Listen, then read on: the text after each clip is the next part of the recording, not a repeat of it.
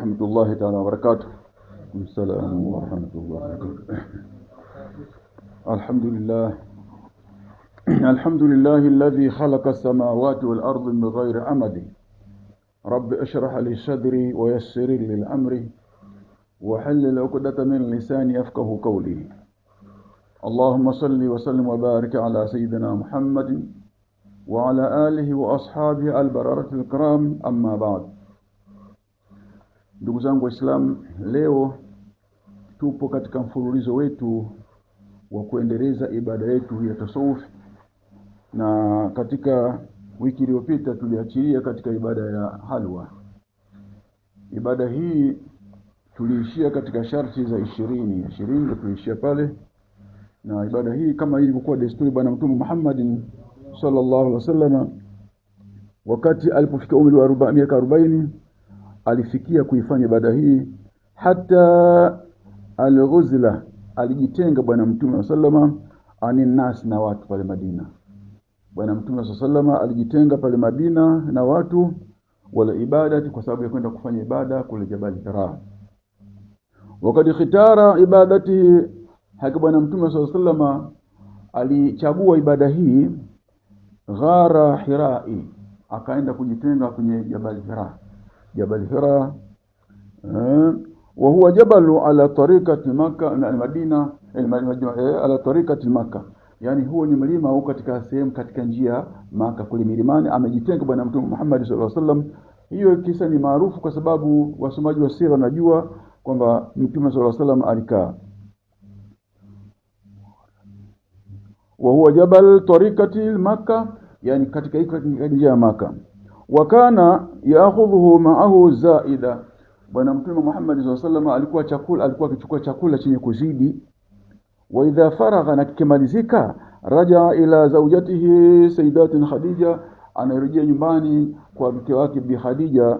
Wa yaakhudhu ghaira, anakwenda kuchukua kingine chakula almradi kwa ajili ya kuendeleza ibada hii muhimu. Min 10 ayamin ila shahr, alikuwa akikaa kule bwana Mtume sallallahu alaihi wasallam siku 10 hadi mwezi alikuwa anakaa.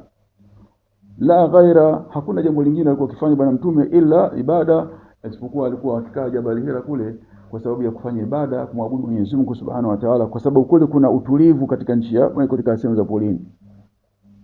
Kana yataabadu ala dini jaddihi Ibrahim alayhi salatu wasalam.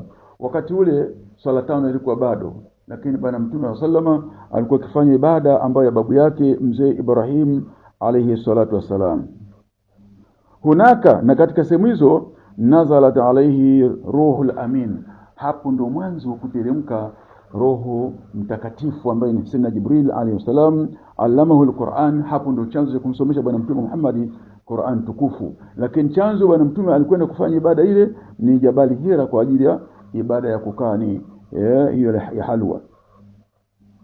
Sasa hapa ni kuonyesha kwamba bwana Mtume Muhammad sallallahu alaihi wasallam ibada alifanya. Sasa ndio wanachuoni wakaingia undani zaidi kuidadavua na kuweka vizuri kwamba ibada hiyo ina muhimu gani. Sasa kipindi kilichopita tulimalizia katika sharti ya 20. Sasa leo tuko katika al-umuri mubtilati ibadati al-halwa, katika mambo ambayo yanabatilisha ibada ya halwa. Wa adabu, na adabu ya siyam na adabu ya kufunga, kwa sababu hii sharti yake unapotaka kufanya ibada hii ni lazima uwe unafunga. Sasa leo tutaelezea kuhusu masala ya jinsi ya umuhimu ya mambo yanayobatilisha ibada hiyo, pamoja na adabu yenyewe ya halwa jinsi ilivyowekwa utaratibu wake. Anna kulli ma yufsiduhu sawma, hata kwa kila jambo lolote ambalo linaharibu funga, yubtilul halwa, ndio hilo inabatilisha katika ibada ya halwa, kwa sababu ibada hii ni takatifu, ni nzuri, na inatakikana uwe msafi katika nafsi yako. La anna sawma, kwani katika hiyo funga min sharaitil halwa, ndio sharti mojawapo katika halwa. Ibada ya funga ni sharti mojawapo, lazima ufunge ndio utakaye katika ibada hiyo.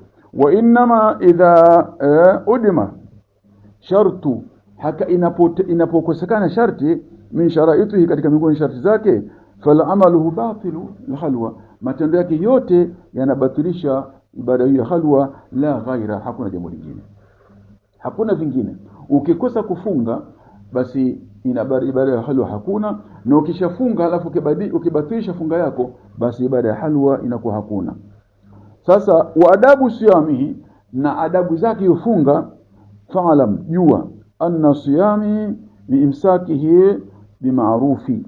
Ilikuwa katika mambo ya sharia, katika mambo ya sheria kwamba fa'alam, jua anna siyam, katika funga, imsaku ni kujizuia, bi ma'rufi, katika bi ma'rufi, kujizuia kwa ukamilifu kabisa ya funga yenyewe, maana yake usiharibu. Kama ruya an Abi Hurairah, kama vile ilivyopokewa hadithi kwa Ibn Abi Hurairah. Abi Hurairah amesema qala Rasulullah sallallahu alaihi wasallam, amesema bwana Mtume Muhammad sallallahu alaihi wasallam kwamba laisa siyamu, haiwezi kuwafunga mina akli wa shurbi, katika kula na kunywa, walakin siyama, lakini funga, tariku ni kuacha min al-laghawi, kuacha mambo ya michezo wa rafidhi, mambo ya upuzi, ujinga. Yani kuacha michezo pamoja na upuzi, uachilie mbali, lazima ujikite katika ibada ile, na ndio sababu Mwenyezi Mungu Subhanahu wa Ta'ala atakukubalia ibada ile. Na hadithi nyingine ambayo vile vile imepokelewa na Abi Hurairah, amesema aidha bwana Mtume sallallahu alaihi wasallam, asiyami junna, kwani funga ni kinga. Fa idha kana ahadukum, anapokuwa mmoja wenu saima akifunga, fala yajhalu, asifanye mambo ya kijinga. Mtu ukishafunga basi uwe unajua uko katika mnaja wa Mwenyezi Mungu Subhanahu wa Ta'ala, usifanye mambo ya kijinga. Fa inmuru shatama, kama kuna mtu ambaye amekutukana au katala au amekupiga, fayakul, wewe ni usemeje, wafali yakul, wewe sema inni saimu, mimi nimefunga bwana, usinichokoze, mimi nimefunga. Bora uonekane ni mjinga, lakini ujipendekeza, ataradudu ila Allah, ujipendekesha kwa Mwenyezi Mungu, wewe mwambie anas inni saimu, mimi nimefunga. Waqala alayhi salatu wasalam, akasema tena bwana Mtume sallam, man lam yatrukuhu qawlu zuri, mambo mengine hayo, mtu yote ambaye haachi katika mambo ya kuzuliana, kusingiziana, kama mtu haachi hayo, wala amal bihi, na matendo machafu asipoyaacha, falaisa lillahi haja, basi hakuna kwa Mwenyezi Mungu haja yote, yatruku taama wa sharabu, hakuna sababu ya kuacha chakula chako na pamoja na kinywaji, bora ule tu kuliko unafunga halafu unafanya mambo ya kipuzi. Hakuna sababu ya kufunga. Kwa maana hiyo ni lazima ujikamilishe, kama unapojikita katika ibada hii ya halwa, basi ni lazima ufunge, tena funga ya kweli sio masara. Wa kullu hadhihi jamaa, wa kullu hadha, yote mambo haya yabtulu siyamu, yanabatilisha funga. Vile vile waljimau, na kuingilia, kama atokea na mke wako, basi nyakati za mchana tena au nyakati ule kwanza uache. Wal akil wa shurubi, na vilaji hivyo vinywaji vyote acha. Wa kaulu zuri, mambo ya kusingiziana. Wal kadhibi, na mambo ya uongo, ni lazima uache kabisa. Na katika kufanya hayo, ndio sababu inakuwa ni mtu ambaye unajitenga na watu ili wasikushawishi kufanya yale mambo yaliokuwa mabaya. Na katika kufanya hayo ndio unajitahidi katika nafasi ya kujikita mbele Mwenyezi Mungu Subhanahu wa Ta'ala, ndio tunaingia kabisa nini, ajihadu nafsi, alhalwa ajihadu nafsi. Halwa maana yake ni kujitahidi katika kupiga vita nafsi yako, kwamba lazima unaachana kila jambo lilokuwa chafu. Sasa na kwa sababu mambo yenyewe inakwenda kwa kinafsi, unajikita katika zile nafsi saba, zile nafsi saba. Kwa upande wa tariqa ni lazima nafsi saba, si katika tariqa tu, hata sharia lazima inaingia katika nafsi saba zimo, kwa sababu zipo katika katiba yetu, na katika katiba yetu wa Islam ni Qur'an tukufu pamoja na hadithi za Mtume Muhammad sallallahu alaihi wasallam. Na katika nafsi saba hizi zimo katika katiba yetu, na kwa Mwenyezi Mungu ajalia tunazitaja hivi sasa kwa ujumla wake katika nafsi hizi, halafu tunaanza kujisita dawa zake, sifa zake, jinsi Mwenyezi Mungu alivyoziweka katika Qur'an. Ziko saba hizi, na zote zipo katika Qur'an. Na vile katika Qur'ani nitataja kwanza ujumla wake, halafu nitazifafanua kwamba nafsi hii iko katika sura gani na katika aya gani, ili tuangalie, je, hii Qur'an tunaisoma Waislamu au na sisi tunafanya masara tu katika usomaji wetu. Sisi katika upande wa tarika tunazama ndani, kama nilivyosema kwamba wa tunazama zaidi bahari sifati, katika bahari zenye sifa ambazo waweza kujua Mwenyezi Mungu anataka nini na hataki nini. Kwa hiyo katika nafsi hizi ziko saba. Nafsi ya kwanza ndio nafsi inaitwa al-amara, kama nilivyosema nitataja kwa ujumla wake, halafu nitazitaja na sifa zake, halafu nazitaja katika Qur'an nafsi hizi ziko kwenye sura gani, kwenye aya gani, halafu tutajua. Ukifungua msahafu wako utazijua katika nafsi hizi. Nafsi ndio kitu kinachomfanya mtu apendwe na Mwenyezi Mungu. Nafsi ndio inamfanya mwanadamu akataliwe na Mwenyezi Mungu. Nafsi ndio inafanya mwanadamu aingie mahala pazuri peponi, na nafsi hii ndio inafanya mwanadamu imzamishe mahala motoni. Kwa hiyo ni muhimu sana jinsi ya kuzifafanua nafsi hizi katika upande wa halwa. Tuangalie, je, Mwenyezi Mungu ameziweka namna gani katika nafsi hizi. Nitazitaja kwa jumla wake kama nilivyosema. Nafsi ya kwanza inaitwa an-nafsi al-amara. Nafsi al-amara ya kwanza hiyo. Nafsi ya pili nafsi lawama. Nafsi ya tatu nafsi almuhimma. Nafsi ya tatu nafsi ya nne inaitwa almutmainna. Nafsi ya nne inaitwa arradhiya. Nafsi ya tano inaitwa almardhiya. Nafsi ya saba inaitwa nafsi alkamilu. Nafsi hizi ziko saba. Sasa nitataja moja moja katika sifa zake, halafu ndio niangalie kwenye Qur'an ziko wapi. Kwanza taja sifa zake katika nafsi hizi. Nafsi ya kwanza kama tunasema al-amara, sifa yake kabisa al-bukhli, al-khirsa wal-hasadi. Hii ndio sifa yake nafsi hii. Nafsi hii kama tunasema nitataja sifa zake, alafu nitataja kwenye Qur'an ziko wapi hizi. Nafsi hii al-amara ya kwanza hii al-bukhli, sifa yake ni ubakhili sana tena. Ndio wakati kwa mfano Waislamu jamaa tuchangieni msikitini, tujenge msikiti, watu hawataki. Tuchangie angalau tununue balbu au tununue maji msikitini, watu hawataki. Hii nafsi hii ndio nafsi al-amara bisu'i al-bukhli ubakhili. Jambo katika sifa nyingine al-khirsa, sifa hii tabia yake ni pupa nyingi, kila kitu anataka afanye haraka. Na katika sifa nyingine walhasadi, nafsi hii ina sifa ya husuda sana. Hii ni nafsi ya kwanza hii. Nafsi ya pili inaitwa nafsi al-lawama. Nafsi al-lawama kazi yake ni kulaumu tu. Hata kama jambo analijua, anangoja mpaka aambiwe sio nyumbani. Kazi yake kulaumu tu. Walfakri, pamoja na ufakiri, umaskini. Nafsi hii lawama kazi yake ni umaskini. Umaskini huu si wa pesa, hapana. Umaskini kwa ule yani umaskini wa kutokumhofu Mwenyezi Mungu Subhanahu wa Ta'ala. Mtu umaskini wa nafsi ni yule kwamba hamwabudu Mwenyezi Mungu, anapenda katika mambo ya kidunia tu, anafilisika katika mambo ya kiakhira, anakwenda katika mambo ya kidunia. Na sifa nyingine walujubu, jeuri. Nafsi hii lawama, sifa yake ni jeuri sana na ukorofi sana, na mtu ambaye siwezekani. Hii nafsi ndio sifa yake. Nafsi ya pili hiyo. Nafsi ya tatu nafsi inaitwa almuhimma. Nafsi almuhimma sifa yake as-sakhiyu. Sakhiyu maana yake ni mtoaji sana, ni mtoaji sana, ni muamrishaji sana, ni mtu kila jambo la khairi anafanya. Na sakhiyu. Halafu al-qanaa, nafsi hii sifa yake halafu ni kutosheka, kila kitu akipata alhamdulillah ndio sifa yake. Halafu sifa nyingine ya nafsi hii ya tatu wal ilmu. Elimu maana anapenda kusoma au anapenda kuelimishwa au anapenda kila jambo anataka alifahamu kiuhakika wake. Hii ndio nafsi hiyo, nafsi ya tatu hiyo. Nafsi ya nne inaitwa al-mutmainna. Nafsi mutmainna sifa yake kabisa al-jawadu. Jawadu maana yake mtoaji. Allahu jawadu yuhibbu juda. Mwenyezi Mungu ni mtoaji, anapenda sana watoaji. Halafu sifa nyingine nafsi hii at-tawakkuli. Inapenda sana kumtegemea Mwenyezi Mungu, nafsi hii ya tatu. Wala ibada, na kupenda ibada za kila aina, hadhara au ibada. Kwa hiyo tunafanya ibada fulani, anaingia kufanya ibada hiyo. Hiyo ni nafsi ya nne. Nafsi ya tano inaitwa nafsi ar-radhiya. Nafsi ar-radhiya sifa yake az-zuhudi. Zuhudi maana yake kuupa nyongo ulimwengu, hana shida na dunia.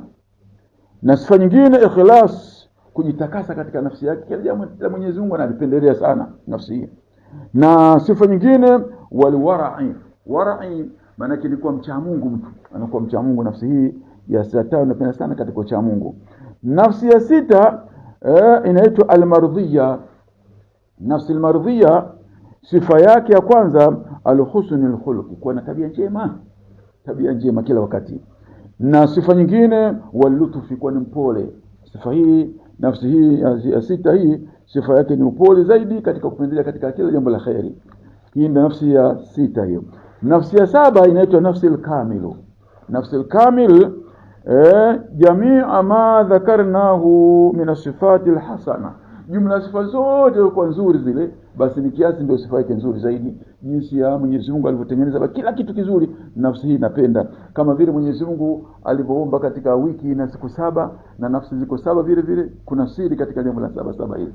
Sasa hizi nafsi 7 tunakwenda katika ad-dalilu. Nimezitaja katika ujumla wake, nimetaja sifa zake. Sasa tunakwenda ad-dalilu. Dalilu maana yake ni katika ile ushahidi. Uko wapi katika Qur'an katika nafsi hizi? Katika Qur'ani ziko wapi nafsi hizi? Na Mwenyezi Mungu jinsi alivyozitaja na kaziweka wapi? Nafsi ya kwanza tumesema al-amara. Nafsi al-amara jinsi Mwenyezi Mungu alivyoitaja, qala Allah Ta'ala, wama ubari'u nafsi inna nafsi la amara. Naona la amara bisu, imetoja la amara hiyo tayari. Hiyo ndio nafsi ya kwanza hiyo. Nafsi ya pili, na katika nafsi hii ukitaka kuipata hii nafsi ya kwanza la amara, unaikuta katika surati Yusuf. Surati Yusuf kwenye aya ya 53 kwenye juzu ya 13 unaikuta nafsi la amara. Nimezitaja kwa ujumla, halafu sifa zake. Sasa hapa nataja dalili zilizokuwepo katika Qur'an. Nafsi la amara ipo katika surati Yusufu. Funuo utaikuta hiyo nafsi kwenye aya ya 53 juzu ya 13. Tunakwenda katika nafsi ya pili. Nafsi ya pili jinsi Mwenyezi Mungu alivyotaja, qala Allahu Ta'ala, amesema Mwenyezi Mungu mtukufu, la uqsimu biyawmil qiyama. Naona la uqsimu bi nafsi, la uqsimu biyawmil qiyama wala uqsimu bi nafsin lawama. Naona hiyo ni nafsi ya kwanza hiyo. Nafsi ya pili hiyo, nafsi lawama hiyo, ndio hapo alisema kwamba la uqsimu biyawmil qiyamah wala uqsimu bi nafsin lawama. Hiyo nafsi lawama hiyo katika hiyo katika surati al-Qiyama kwenye aya ya kwanza hadi aya ya pili kwenye juzu 29. Hizo nafsi mbili hizo. Nafsi ya tatu inaitwa al-muhimma. Al-muhimma Mwenyezi Mungu ameitaja wapi katika Qur'an? Na hapo alisema qala Allah Ta'ala fa'alhamaha. Naona muhimma hiyo, fa'alhamaha fujuraha wa taqwaha kad aflaha man zakaha. Hiyo kaitaja katika surati Shams, katika surati Shams kwenye aya 7 hadi kwenye aya ya 8 kwenye juzu ya 30. Haya, hiyo nafsi ya tatu. Nafsi ya nne jinsi Mwenyezi Mungu alivyoitengeneza hapa, nafsi ya nne inaitwa al-mutma'inna. Nafsi al-mutma'inna qala Allah Ta'ala, alladhina amanu wa tatma'inna qulubuhum bi dhikrillah. Naona ala bi dhikrillah tatma'inna al-qulub. Hiyo ni nafsi ya nne. Alladhina amanu, haki wale watu ambao wenye kumwamini Mwenyezi Mungu, watatmainna qulubuhum, na zikatulizana nyoyo zao, bidhikrillah, kumtaja Mwenyezi Mungu. Ndio hiyo katika halwa bidhikrillah, kumtaja Mwenyezi Mungu. Basi ala jueni kwamba bidhikrillah, kumbe katika kumtaja Mwenyezi Mungu tatmainna alqulub, nafsi ndio zinatulizana.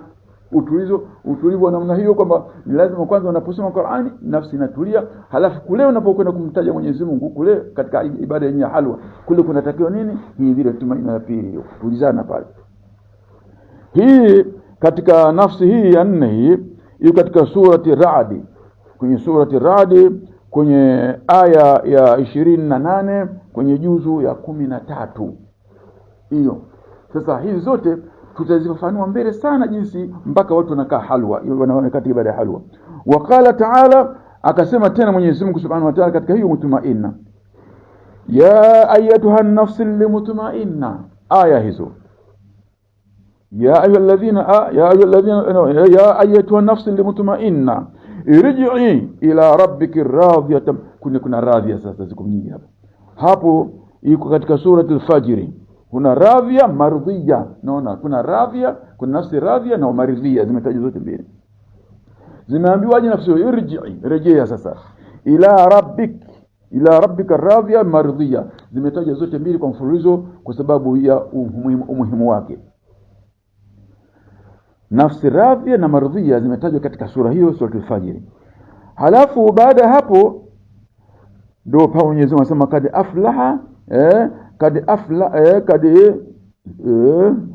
fadkhulu fi ibadi, ingieni enyi waja wangu, fadkhulu fi ibadi wadkhulul janna. Hiyo imetaja katika sura al-Fajr, ndio radhiyat mardhiyya zimetaja kwamba ingieni katika rehema zake Mwenyezi Mungu Subhanahu wa Ta'ala, enyi waja wangu kwa ajili ya kufanya ibada.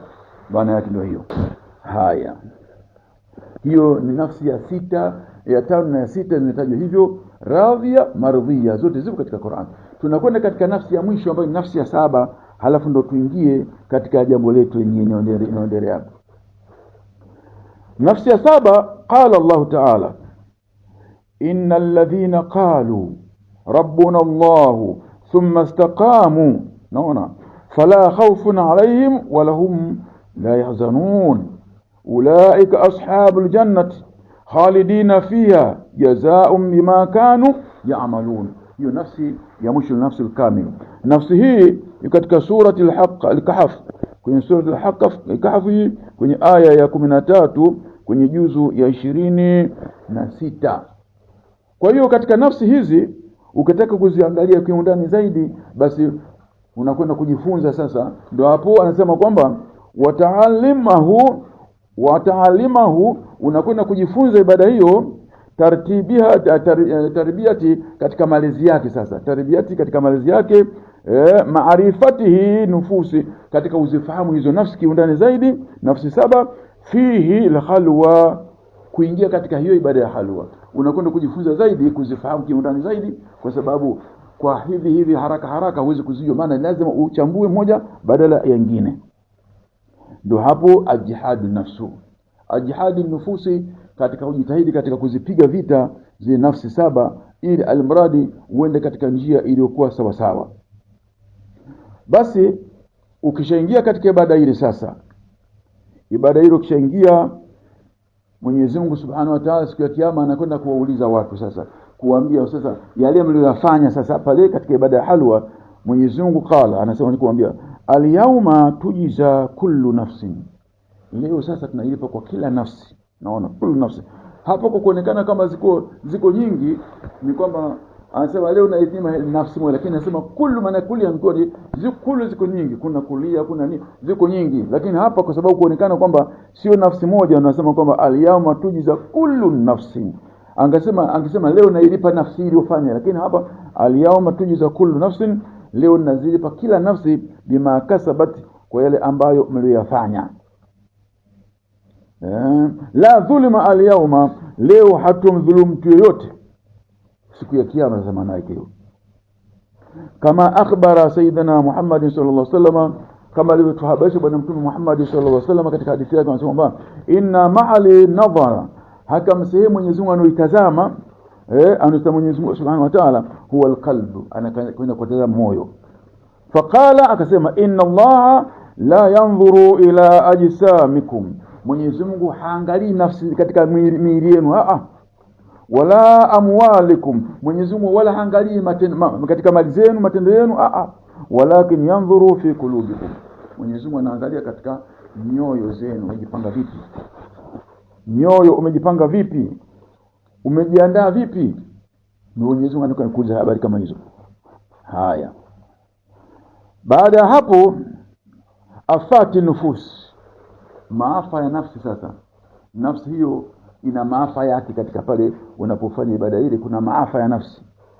Maafa ya nafsi kwanza kabisa yako 15. Maafa ya nafsi, nafsi inaweza kufa kwa wakati wote, unatembea alafu nafsi yako imekufa kwa mambo 5. Kwanza, jambo la kwanza, al-kibri, jambo la kibri. Unapokuwa na kibri sana, basi nafsi yako inakufa, kibri.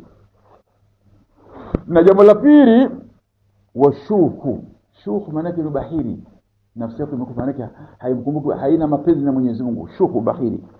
Na nafsi ya tatu, na katika maafa ya tatu, walhiqdi, hiqdi maana yake kumchukia mwenzako bila sababu yote. Mko mnaswali msikiti mmoja, lakini unaona mwenzako kama hafai vile, Muislamu mwenzako lakini unaona kama hafai vile, hiqdi ya nafsi. Na katika nafsi, katika maafa ya 4, walghush, ghush, Ghushi manake unapofanya biashara ile, kama ni mchere ule ulichomoka mzuri ule umeremeta ule unaweka juu, chenga unaweka chini, ile ghushi. Ni Uislamu pale huna. Kama ni Muislamu unafanya kitu kama kile, basi Uislamu wako una mashaka makubwa sana. Na katika maafa ya 5, walghadab, kukasirika ovyo. Mtu kakuudhi kidogo unakasirika sana, wala husamehe. Na katika maafa ya 6,